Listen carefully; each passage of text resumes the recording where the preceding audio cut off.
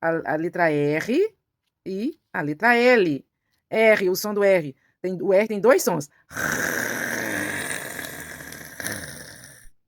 E R. O R tem dois sons. E R. E a letra L. Por isso que é contínuo. O R, começo de palavra. No meio, entre as vogais. E o L.